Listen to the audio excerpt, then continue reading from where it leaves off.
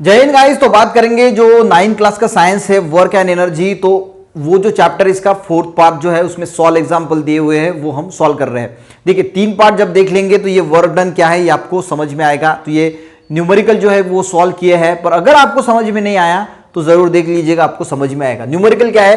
Calculate the work done. To work done हमें calculate करना है, ठीक है। यहां पे मैंने W लिखा, ये हमें गाइस कैलकुलेट करना है। To take an object of mass 20 kg, एक ऑब्जेक्ट है जिसका मास है 20 kg to height of 10 metre. तो उसकी हाइट दी है 10 मीटर। तो एक ऑब्जेक्ट है, उसको जो है वो हाइट 10 मीटर की हाइट पे जो है वो डिस्प्लेस हुआ है या फिर लेके गए हैं। तो इसका डिस्प्लेसमेंट क्या हुआ? ये हाइट जो है वही क्या होगा? इसका डिस्प्लेसमेंट होगा, यानी डिस्प्लेसमेंट हो गया 10 मीटर। तो मैंने यहां पे हाइट पे लिख दिया है 10, जो डिस्प्लेसमेंट है वो है 10 मीटर, मास है इसका 20 kg और वर्क डन हमें निकालना है। वर्क डन का हमें फॉर्मूला पता है, W = F × S, यानी फोर्स इनटू डिस्प्लेसमेंट। अब डिस्प्लेसमेंट की तो वैल्यू है पर फोर्स की वैल्यू नहीं है। अब देखिए ये जो ऑब्जेक्ट है, ये जब गाइस इस ऊपर की तरफ जाएगा तो ग्रेविटेशनल फोर्स जो है वो उस पर लगने वाला है।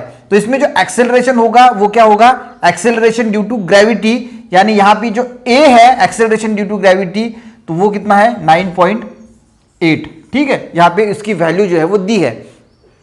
आपको पता है हमें फोर्स पता होना जरूरी है। फोर्स का फॉर्मूला है मास इनटू एक्सेलरेशन। अब मास हमें पता है कितना है 20, और एक्सेलरेशन यानी ग्रेविटी कितनी है 9.8।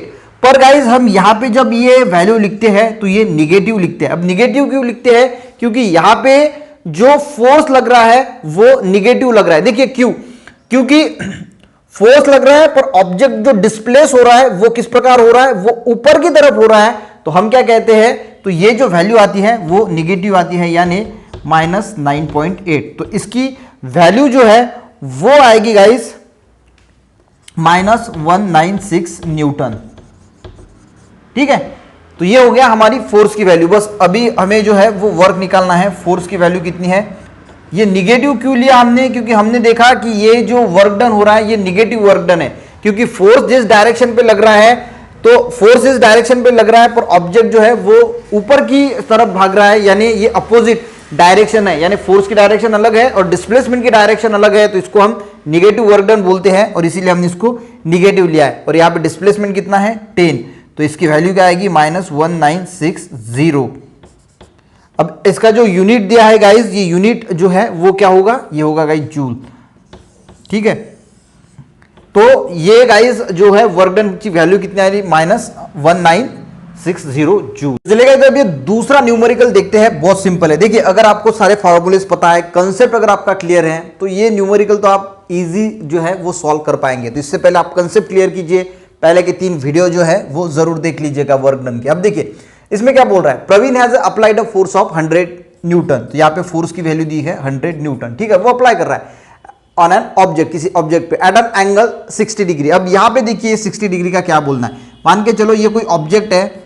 अब इस ऑब्जेक्ट पे फोर्स अप्लाई हो रहा है पर वो 60 डिग्री पे हो रहा है, यानी ये तो हो गया हमारा 90 डिग्री, तो इस किसी एंगल पे जो है वो शायद हो रहा होगा, ठीक है। ऐसा थोड़ा इसको 60 डिग्री पकड़ लीजिए और आगे पढ़ हम, ठीक है। ये हो गया हमारा 60 डिग्री, ठीक है। तो horizontal, The object get displaced to the horizontal direction, and object जो है इस horizontal डायरेक्शन पे जो है वो डिस्प्लेस हो रहा है, ठीक है। इस डायरेक्शन पे डिस्प्लेस हो रहा है और फोर्स, हम खिलौना कैसे खींचते हैं वैसे मान के चलो कि ये खिलौना है और यहाँ पे कुछ स्ट्रिंग धागा बांधा है और हम आप जो है वो खींच रहे हैं ऑब्जेक्ट। यहाँ पे जो है फोर्स भी इस डायरेक्शन पे लग रहा है, ऑब्जेक्ट भी यही ऐसा जा रहा है। अब यहाँ पे गाइज ये डिस्प्लेसमेंट है, ये फोर्स है, तो यहाँ पे एक एंगल बना, ठीक है। तो यही एंगल गाइज कितना है? ये एंगल है 60 डिग्री का, ठीक है। The object get displaced in horizontal direction and 400 joule work, और यहां पे वर्क डन कितना हुआ? 400 जूल। तो गाइज आपको निकालना क्या है? तो डिस्प्लेसमेंट कितना हुआ उस ऑब्जेक्ट की, तो ये आपको निकालना है। तो मान के चलो कि यहां पे जो है वो फोर्स अप्लाई हुआ 100 न्यूटन, वर्क डन हुआ 400 जूल, तो ये डिस्प्लेस कितना होगा ये आपको निकालना है। और ये जो फोर्स अप्लाई हो रहा है ये 60 डिग्री एंगल से जो है हो रहा है। अब यहां पे अगर कोई एंगल की बात होती है तो हम फोर्स का फॉर्मूला क्या लेते हैं? सॉरी, वर्क डन का फॉर्मूला क्या लेते हैं? Force into displacement into cos theta, ठीक है। ये एक्चुअल में थीटा की वैल्यू है 60। अब देखिए वैल्यू पुटअप कीजिए। अब देखिए कॉस थीटा की क्या है? कॉस थीटा यानी क्या है? 60 डिग्री, ठीक है। डिस्प्लेसमेंट जो है वो हमें निकालना है, ठीक है। डिस्प्लेसमेंट निकालना है। फोर्स कितना है? फोर्स है गाइस 100 न्यूटन। और हमें वर्क की वैल्यू दी है, वर्क कितना हुआ है 400 जूल। अब cos 60 जो है इसकी वैल्यू दी है, वो वैल्यू कितनी होती है, वो होती है 1/2 यानी 1/2।